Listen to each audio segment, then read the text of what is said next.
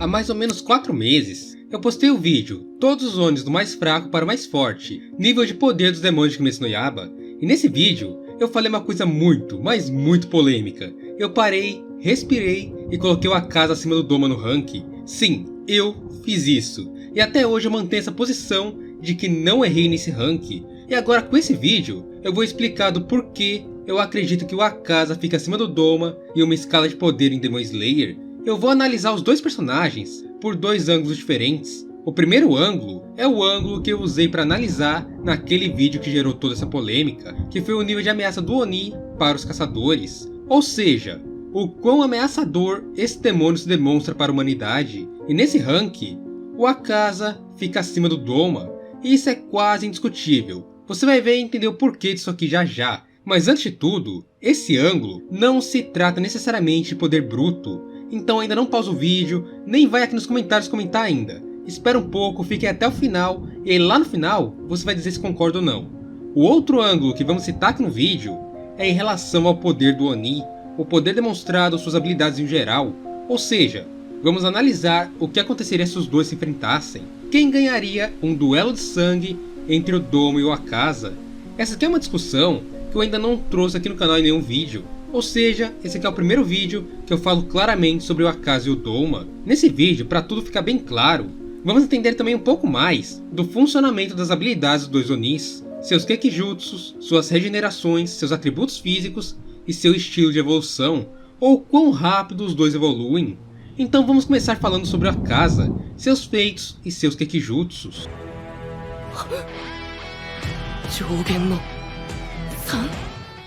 Akaza, a Lua Superior 3, foi nos apresentado durante o arco do Trem Infinito, no filme no episódio 6 do anime, e no capítulo 63 do mangá. Akaza chega na história para enfrentar o Hashira das Chamas Kyojuro Rengoku, um caçador que até ali parecia fazer um trabalho excepcional, mas todos nós sabemos como foi que essa luta acabou. Rengoku acabou sendo estompado pelo Akaza, talvez uma das lutas mais rápidas do mangá inteiro, uma luta que definitivamente foi feita para nivelar o nível de poder de um Hashira para uma Lua Superior. Akaza nessa luta demonstrou alguns feitos bem interessantes. A primeira coisa foi em relação à sua regeneração, que era muito poderosa. Praticamente, Akaza se curava menos de um segundo depois de ser cortado pelo Hashira das Chamas. Nessa luta, também somos introduzidos ao território de leitura do espírito de batalha, e isso por parte do Akaza e também a sua bússola. Com isso, Akaza conseguia ler os movimentos de seu adversário pelo espírito de batalha, ou seja, por sua vontade de lutar e seus instintos assassinos. É uma habilidade que permite à Lua Superior 3 uma defesa quase absoluta. Os principais Kekijutsus ou artes sangue demoníacas demonstradas pelo Akaza nessa luta com Rengoku foram o Sorashiki e o Hanshiki. O Sorashiki não parecia ser uma técnica tão forte, mas mesmo assim fez Kyojuro sentir os pesos do ataque da lua. Já o Hanshiki praticamente foi a técnica que destruiu o Ku físico de Rengoku. Ao ser atingido pelo Hanshiki, nosso churrasqueiro já ficou nas últimas, muito ferido mesmo e praticamente fora de combate. E por fim nessa luta, temos a colisão da nona forma de Kyojuro com a Metsushiki do Akaza, a técnica que praticamente selou o fim do Hashira das Chamas.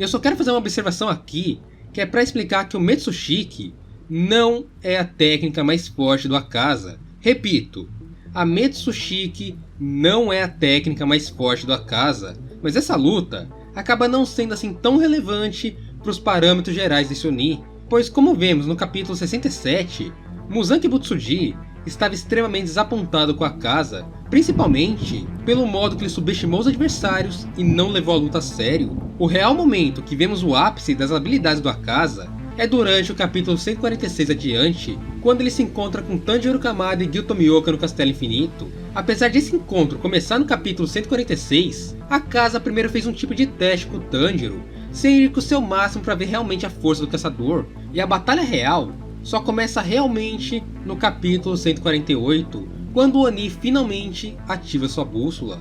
Nessa luta, tivemos algo bem diferente do que aconteceu na luta com Rengoku. Enquanto Rengoku foi muito ferido pelo Hanshiki, Gil Tomioka parou todos os ataques dessa mesma técnica, como se fossem nada.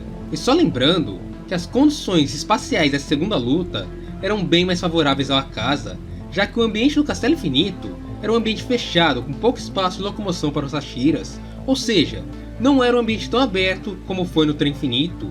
Então basicamente, o caçador ou se protegia ou seria atingido, então não tinha opção de desviar dos ataques do Akaza. Também temos a apresentação do estilo de pernas do Akaza, que são suas técnicas executadas com as pernas. Temos duas delas mostradas a princípio, a Kamuro Sakiwari, que fez o Tanjiro sangrar mesmo com a defesa do ataque, e a técnica Ryusen Gunkou, que foi capaz de jogar Gyutomioka para longe fazendo o Hashira da Água quebrar as paredes do Castelo Infinito com suas costas. Durante seu confronto com o Tanjiro do capítulo 148 ao 150, Akaza demonstrou mais algumas técnicas, como a Kinshin Yaishin, a Maniou Senyanadi e a Ryusen Serin, técnicas usadas como um combo que foram capazes de atingir diretamente o Tanjiro e pareciam ferir bastante o caçador. Tem uma parte bem interessante dessa luta, que o Akaza tem uma pequena parte do seu pescoço cortada pelo Tanjiro, depois que o caçador usou uma de suas técnicas que aprendeu com o Banai Guru. Então parece que a bússola do Akaza também pode ser furada por ilusões, isso se a lua superior não estiver lutando em seu máximo, o que pode ser algo bem perigoso, principalmente para um demônio que luta com caçadores poderosos. Então temos do capítulo 150 ao 152, um duelo de 1 contra 1 do Akaza com Gyutomioka. No início, Gil surpreendeu Akaza e até mesmo chegou a cortar parte de seu pescoço, isso logo no primeiro ataque, mas logo em seguida, o Oni se adaptou à velocidade do Hashira e se igualou ao Gil. O Hashira da Água chegou até mesmo a fazer outro corte superficial no pescoço do Akaza, mas ainda assim, ele começou a perder para a resistência do Oni. O Lua Superior 3, nesse período de luta com o Hashira da Água, começou a meio que se adaptar ao estilo de luta do Hashira, e também começou até mesmo a adiantar seus golpes, demonstrando uma ótima noção de luta. Gyutomioka chegou a definir o Akaza como uma verdadeira máquina de matar. Quando o Akaza quebra a espada do Gil e é atacado por Tanjiro na ocultação de presença com o mundo transparente, o Akaza gela e todo seu corpo se arrepia, e de acordo com ele mesmo, seu corpo pedia que ele terminasse a luta naquele momento. E é aqui que é nos apresentada sua técnica final, a técnica final do Akaza, que se chamava Aojin Hanzakou. O Gil até tentou parar esse ataque com a Nagi, mas esse foi o primeiro ataque na obra inteira que furou de maneira clara a Nagi do Gil. Mesmo com o Tomioka conseguindo se defender ao ponto de não morrer com o ataque, Tanjiro também acabou sendo atingido aqui, mas também não foi de forma fatal, porque o Akaza não conseguia ler os movimentos do Tanjiro por causa da ocultação de presença. Akaza acabou perdendo sua cabeça para o caçador por confiar em sua bússola e falhar na leitura dos movimentos de Tanjiro Kamado. Essa era a falha de suas técnicas.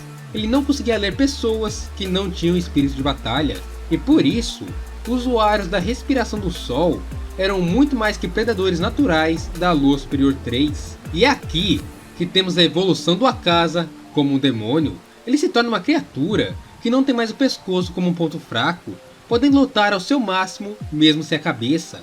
As habilidades dele, diferentemente do que acontecia com a Daki e o Gyutaro, não caíram com a perda de seu pescoço. A regeneração dele também ainda continuava muito rápida. Akaza se tornou um Oni sem pontos fracos aparentes naquele momento. Akaza chegou a esse estágio de evolução por causa de sua própria determinação, com sua força de vontade de estar vivo e com a sua ambição e obsessão por ser o mais forte. Sem sentimentos como esse, nenhum Oni poderia evoluir a esse nível. No fim, Akaza acabou se lembrando de seu passado, ele se lembrou de sua vida como humano, e assim, ele entrou em um conflito interno com a dominação do Muzan. Akaza acabou acertando a si mesmo com o Meshiki, buscando acabar com sua vida. Ele foi o primeiro Oni, com exceção da Nezuko, que saiu do comando do Muzan de maneira forçada, com um combate de determinação e força de vontade contra o rei dos Onis, o que levou ele mesmo a escolher o seu próprio destino dentro da obra de Demon Slayer.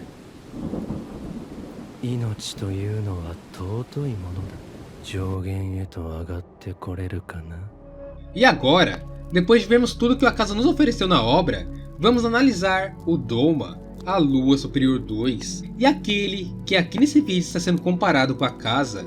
Antes que você esqueça, não é mesmo? O Doma é nos apresentado oficialmente no arco do Distrito do Entretenimento, mais de 100 anos antes dos acontecimentos do anime, enquanto o Doma ainda era Lua Superior 6. Porém, só vamos realmente ver suas habilidades durante o capítulo 140 em seu duelo diante de Shinobu Kocho. Primeiramente, vamos analisar o encontro de Doma com Shinobu, que foi feito em um duelo de 1 contra 1. Doma foi o primeiro a ser atingido nesse confronto com uma estocada da Shinobu. Shinobu tinha uma velocidade bem considerável, tanto que no capítulo 142, após atacar novamente o Doma reconhece Shinobu como a pilar mais rápida que ele já enfrentou. Porém, a Lua Superior 2 ainda era soberano nesse confronto. Durante o capítulo 141 e 142, Doma foi atingido pelo menos 5 vezes por Shinobu, e também com seu veneno, e cada vez que ele era atingido, o veneno da rasteira do inseto se tornava menos efetivo em seu corpo, e assim, o Doma conseguia se adaptar rapidamente ao estilo de luta da rasteira do inseto. No capítulo 141, também temos a primeira demonstração do Kekijutsu do Doma, com seu estilo chamado Hashura Gori. E Shinobu também explica que o Oni nesse ataque espalhou pelo ar partículas de gelo, e caso essas partículas fossem respiradas, elas congelariam o pulmão e dificultariam o uso das respirações. Doma, no capítulo 142, também não teve dificuldades de se adaptar à velocidade de Shinobu, e contra-ataca a rasteira do inseto, mostrando que apesar da velocidade da pilar, ele ainda era mais rápido que ela. No capítulo 157, após a morte de Shinobu, temos o início do confronto de Kanao e Doma, e nesse mesmo capítulo, Doma entende que Kanao é mais forte que a Shinobu. Kanao consegue acertar diversos ataques no Oni e também desviar de seus ataques com sua visão aprimorada. A luta aqui realmente ficou bem mais interessante, e nesse confronto, vemos mais um estilo do Kekijutsu do Doma, chamado de Karesono Shizuri, que foi bloqueado com perfeição pela segunda forma da respiração da flor. A Lua Superior 2 também se mostrou bem inteligente quando fez um combo com 4 de seus estilos, chamados de Tegumori, Tsururenji, Kanretsu no Shirahime e Fuizari Tsurara, um tipo de combo de Kekijutsu bem forte que procurava atrapalhar os sentidos da Kanao e atingi-la de forma fatal. E quando Kanao menos esperava, Doma rouba sua espada, se mostrando alguém ridiculamente mais rápido que a usuária da respiração da flor. Kanao então acabaria pega pelo ataque chamado de Shirirenji que Doma fez contra ela, se não fosse por Inosuke Hashibira, que chegou caindo do teto e cortando o Kekijutsu ao meio. Após a chegada de Inosuke, Doma teve alguns problemas nos primeiros momentos, quando ele foi surpreendido pela velocidade de Javali e teve a espada de Kanao roubada de volta. E também, a Lua Superior 2 teve seus olhos cortados através da técnica de deslocamento de juntas do Inosuke, e essa técnica do Inosuke me lembrou bastante quando Tanjiro Kamado usou a técnica do Banai para acertar o Akaza, mostrando que ambos Onis podem acabar caindo nesse truque. Doma também se mostrou bem superior à velocidade de Inosuke quando ele roubou a máscara do Javali antes mesmo da reação do seu corpo. Quando Inosuke reage, a sua máscara já está em posse do Doma. A Lua Superior 2 também consegue causar 2 cortes em X no peito do nosso Javali após um ataque de raiva do Inosuke, e a batalha seguiu nesse ritmo, com o Doma sempre no controle do combate, até que a Lua Superior 2 resolveu se retirar do confronto e deixar a responsabilidade de finalizar aquela luta nas mãos de suas crianças cristalinas, com Kekijutsu, onde ele cria cópias geladas de si mesmo que ele descreve como uma criança com poder equivalente ao seu. Sinceramente, eu não sei o que a autora pensou quando criou esse Kekijutsu, ou se ela até mesmo pensou em um limite para isso, ou em algum tipo de nerfamento para esse tipo de arte sangue demoníaca. Afinal, é meio estranho o Oni conseguir criar uma cópia de si mesmo com poder equivalente, meio que parece que o Doma multiplicou por 2 seu poder do nada, e isso ficou ainda mais estranho quando o Doma fez mais 5 dessas crianças cristalinas, o que ficou parecendo que ele poderia multiplicar por pelo menos 2 vezes o próprio poder, e pelas reações dele, isso não parecia ser o limite do poder dele, algo realmente bem bizarro. Mas é nessa parte do capítulo 161 que tudo começa a dar meio que errado para o Doma. O veneno da Shinobu que ele absorveu junto a ela começou a fazer efeito em seu corpo. O veneno a princípio teve efeito tão pesado no corpo do Doma que sua regeneração foi praticamente cessada, e seu Kekijutsu das crianças cristalinas se desfez por completo, um verdadeiro desastre para a Lua Superior 2. A partir daqui, mesmo usando sua técnica mais forte, que é a Muryo Suiren Bosatsu, Doma ainda não conseguiu subjugar Inosuke Kanao. Suas técnicas e precisão ficaram completamente abaixo da média, e assim ele teve sua cabeça acertada e retirada por Inosuke Kanao, resultando em sua derrota. Aqui, temos um momento muito importante para nossa análise. No capítulo 163, Doma pensa do seguinte modo, abre aspas, cortaram minha cabeça, não acredito que perdi, ser eliminado assim é patético, e eu passei minha vida inteira me devotando para as pessoas e contribuindo para o mundo. Espera um pouco, eu ainda não sei, não posso desistir ainda, pode ser que eu não morra, como Musan-sama, a Casa Dono quase conseguiu, tenho certeza que meu corpo está começando a desintegrar, sou tão patético, eu vou morrer. Doma, nesse momento, se viu começando a entrar em decomposição, e diferentemente do que aconteceu com a casa, o seu corpo não reagia, ele não conseguia se regenerar de forma alguma, e nem mesmo parar sua decomposição era possível para o Doma. Então ele continua falando, abre aspas, ah, sim, não há esperança, eu não sinto nada, não tenho medo de morrer, e não me sinto irritado que perdi, eu sempre fui assim. E esse foi o fim da Lua Superior 2, Doma, a única Lua Superior das três mais fortes que não foi capaz de regenerar a própria cabeça. Doma não conseguia fazer isso, ele simplesmente não conseguia.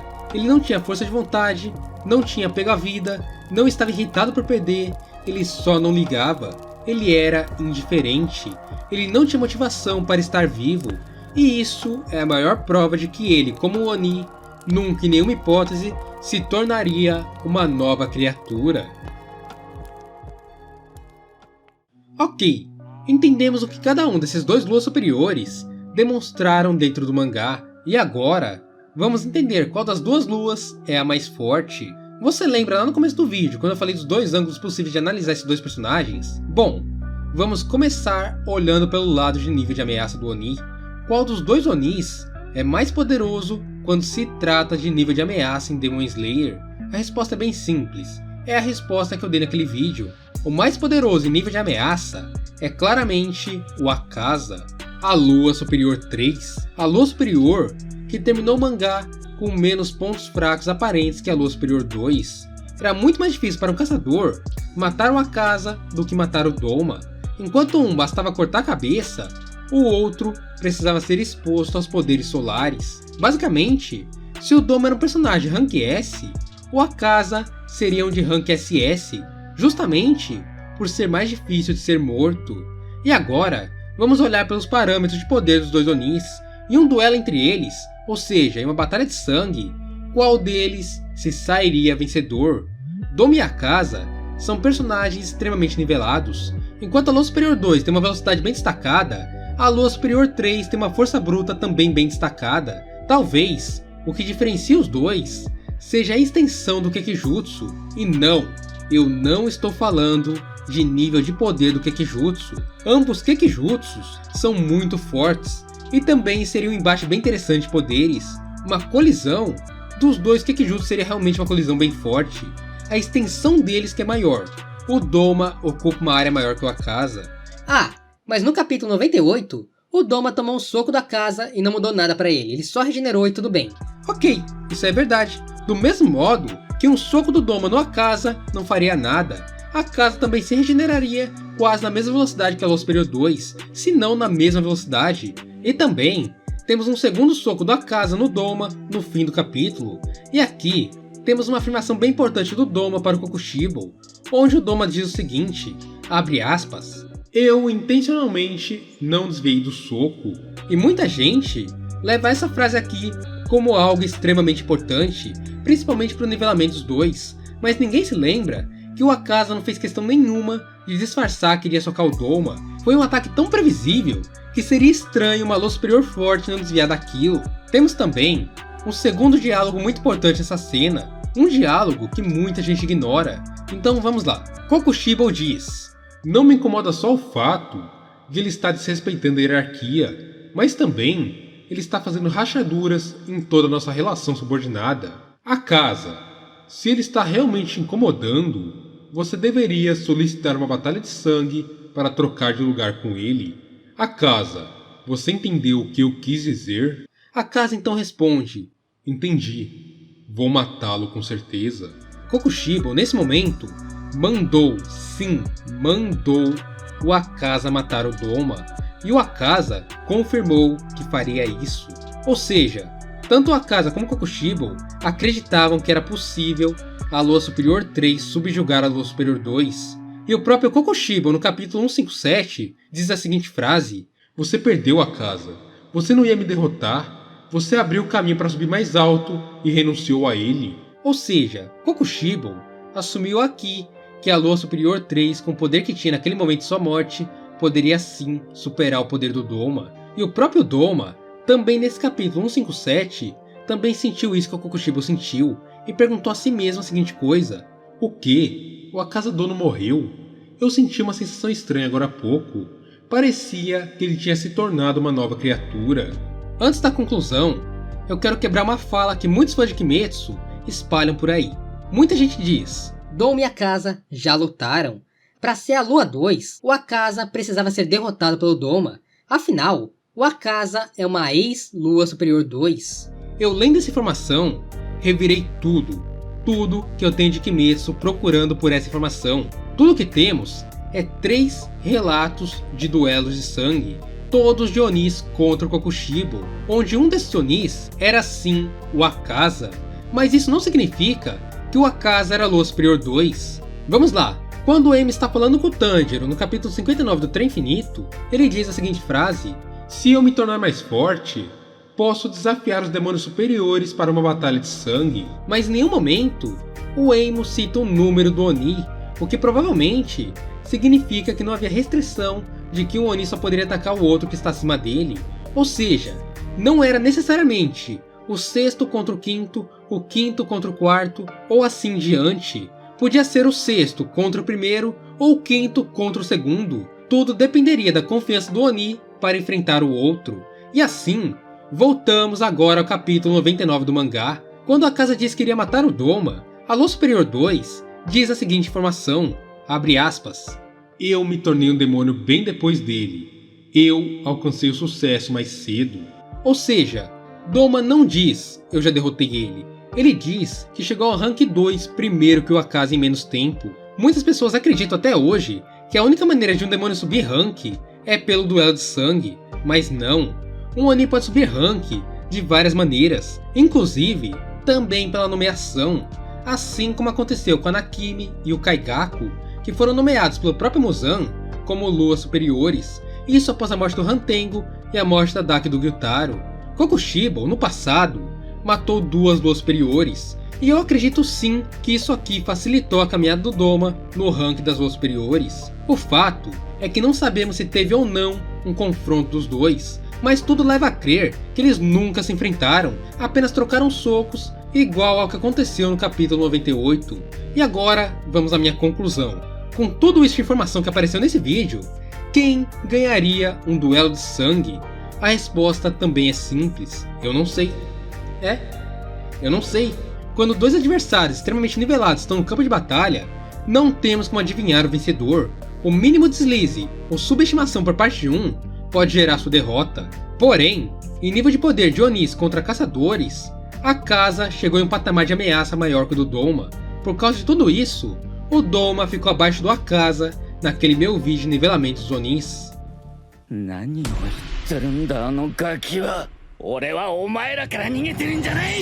E se você chegou até aqui, deixa sua opinião aqui nos comentários. Qual dos dois você acha que é mais forte, o Doma ou o Akaza? Vamos falar de algo que realmente aconteceu e que teve alguns impactos na hierarquia das luas superiores de Demon Slayer, principalmente na relação de Kokushibo e Akaza. E eu estou falando do duelo de sangue que foi confirmado pela autora que os dois tiveram com o outro, onde os 2 oponentes saíram vivos. Vamos entender então como provavelmente ocorreu essa luta e o porquê de Kokushibo ter deixado o Akaza vivo. Antes de qualquer coisa, eu vou deixar aqui no comentário fixado um link para você entrar lá no meu servidor Discord. Assim você vai poder conversar comigo de maneira mais próxima e também sugerir os próximos vídeos aqui do canal. E se você está pensando em comprar os mangás de Demon Slayer, dá uma olhada aqui na descrição que você vai achar o melhor preço e também vai poder estar ajudando o canal a continuar crescendo. E também deixa aqui nos comentários a hashtag Akasa ou a hashtag Kokushibo, que eu vou estar lendo dando coraçãozinho em todos os comentários. No mais, agora chega de enrolação, vamos ao vídeo.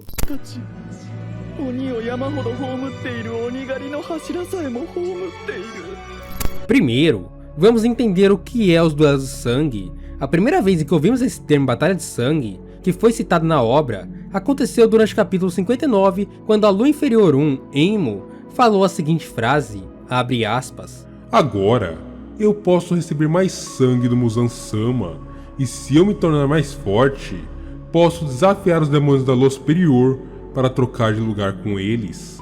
Fecha aspas. A segunda vez e última que esse termo é citado no mangá, aconteceu durante o capítulo 99, quando Kokushibo, a Lua Superior 1, diz a seguinte frase, abre aspas: Akasa, se ele realmente te incomoda, você deveria solicitar uma batalha de sangue para trocar de lugar com ele. Fecha aspas. No segundo fanbook oficial, temos a seguinte descrição de Kokushibo em relação à batalha de sangue, abre aspas: Kokushibo nunca deixou de ser a Lua Superior 1. Ele ficou feliz quando Akasa o desafiou em uma batalha de sangue, justamente valendo seu cargo de Lua Superior 1. Então, após a batalha, Kokushibo decidiu não absorvê-lo e o deixou viver. Geralmente, a Lua Superior 1 absorvia seus adversários com a permissão do Muzan, incluindo o desafio de Akasa. Ele foi desafiado 3 vezes para o cargo de Lua Superior 1. Então Akasa não foi absorvido pelo Kokushibo, porque Kokushibo gostou da batalha que os dois tiveram. Provavelmente, agora é a minha opinião sobre a obra, Kokushibo estava procurando um rival que pudesse fazer com que ele evoluísse mais rápido, como se quisesse novos desafios em seu crescimento como demônio. O duelo de sangue em si, por ocorrer entre seres que não podem eliminar um ao outro, se trata de um duelo de subjugação. Aquele que consegue subjugar o adversário ou simplesmente impossibilitá-lo, se sai como vencedor. Lembrando que, como demonstrado no capítulo 93 e no capítulo 2, com a confirmação do Inosuke, demônios têm queda de rendimento quando seu ponto vital é danificado de algum modo. Ou seja, quando ele perde a cabeça, ele tem uma clara queda de rendimento, ou seja, o demônio fica mais fraco. O que deve ser o objetivo específico que os Onis buscam atacar em um duelo de sangue, para facilitar o subjugamento do seu adversário, o fazendo assim assumir a derrota. Agora que entendemos o que é e como funciona o duelo de sangue, vamos ver um pouco mais de Kokushibo e Akasa. Começamos então pelo Akasa.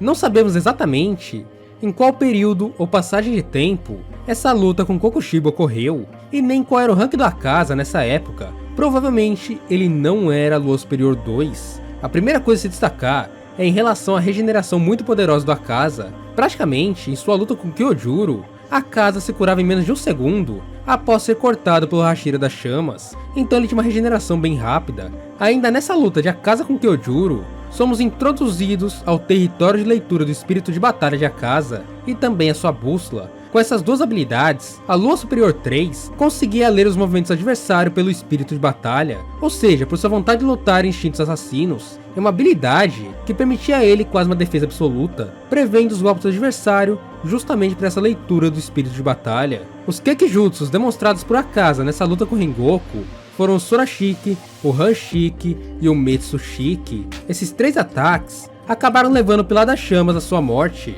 No Castelo Infinito, em sua batalha com Gyutomiyoki e Tanjiro, conhecemos seu estilo com as pernas. Temos 2 delas mostradas no mangá. A primeira se chama Kamuro Sakiwari, que fez Tanjiro Kamado sangrar pelo nariz mesmo se defendendo do ataque. E a segunda técnica se chama Ryushen Gunkou, que foi capaz de chutar Gyutomioka para muito longe de onde estava ocorrendo a batalha. Akasa, durante esse confronto, mostrou mais algumas técnicas, como a Kenshin Yaishin, a Menyo Senyanagi e a Ryushei Serin, que são usadas como um combo que ele usou contra Tanjiro, e a sua técnica final, também chamada de estilo final, chamada Aojin Hanzakou, um ataque tão poderoso que incapacitou por um tempo Gyutomioka e também acabou ferindo bastante Tanjiro Kamado. E agora, finalizamos as técnicas de Akasa, então vamos falar das técnicas de Kokushibo.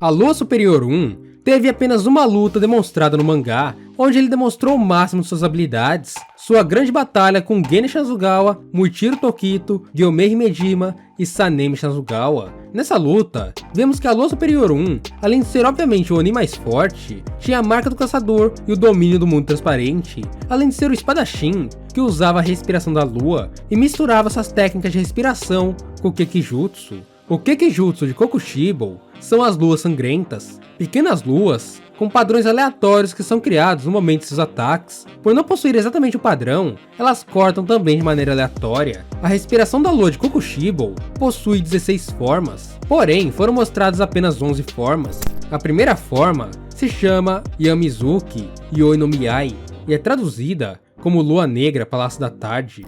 Já a segunda forma se chama Shuka no Rojetsu, ou Flores de Pérola. A terceira forma ganhou o nome de Enkizuki Tsugarai, ou Lua Repugnante Correntes. A quinta forma foi traduzida como Genpaku Saikai, Redemoinho Calamitoso do Espírito Lunar. O sexto estilo ficou com o nome de Tokoyo Kojetsu Muken, ou Noite Perpétua Lua Solitária Incessante. A sétima forma se chama Yakyo Zukibai e foi traduzida como Espelho do Infortúnio Enluarado. A oitava forma, marcando o meio da respiração, se chama Jetsuryu Himbi, ou Cauda Circular do Dragão Lunar. A nona forma é a Kadoritsuki Heimen, ou Lua Descendente Fases Perpétuas.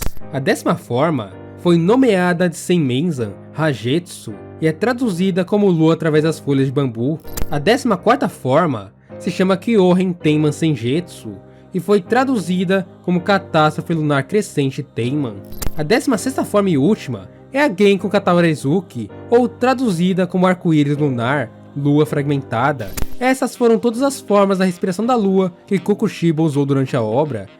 Ele era realmente um Oni bem versátil.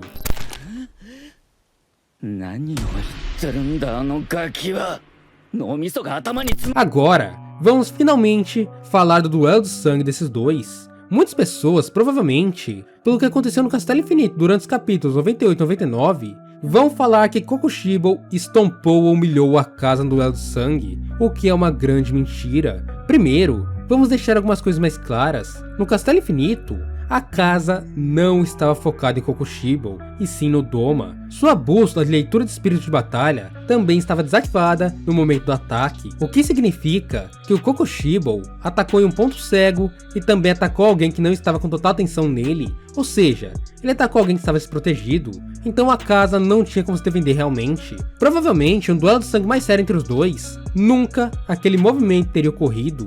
O segundo ponto importante que eu preciso explicar, porque muitas pessoas aqui no YouTube principalmente distorcem essa informação.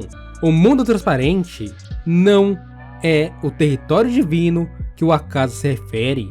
Repito, o mundo transparente não é o território divino que o acaso se refere. Pessoas com mundo transparente como Gyomei, Obanai, Muichiro e Kokushibo ainda possuem espírito de batalha. Eles têm sede de sangue e vontade de lutar. Apenas 3 pessoas na obra inteira alcançaram o território divino e tiveram sim a consequência de entrar no mundo transparente. Essas pessoas são Tanjiro, Tanjuro e Yorite. O território divino é o chamado estado de abnegação, descrito pelo Akaza no capítulo 153. Quando o personagem entra nesse estado, ele não tem mais espírito de batalha, ou intenção assassina, hesitação ou receio. É um estado descrito por Tanjiro e Akaza como se a pessoa se tornasse apenas uma planta, em total conexão com o ambiente à sua volta. Ao contrário do que a grande maioria pensa, quanto mais espírito de batalha, mais longe a pessoa está desse estado.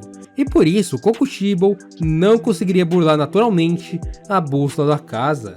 E justamente por isso, Kokushibo teria que levar a sério uma luta com a Akaza para não perder essa batalha de sangue. Seria uma luta bem intensa e com boa troca de golpes. Basicamente, a colisão de dois mundos, o mundo transparente com o mundo da leitura do espírito de batalha. O mundo transparente com certeza tem certa vantagem por fazer o seu usuário enxergar em câmera lenta, o que provavelmente seria o que definiria a vitória do Kokushibo sobre o Akaza, já que a Lua Superior 1 não teria pontos cegos contra o Lua Superior 3 e não seria burlado facilmente pela velocidade do Akaza, porque a Lua Superior 1 é bem mais rápida que a Lua Superior 3.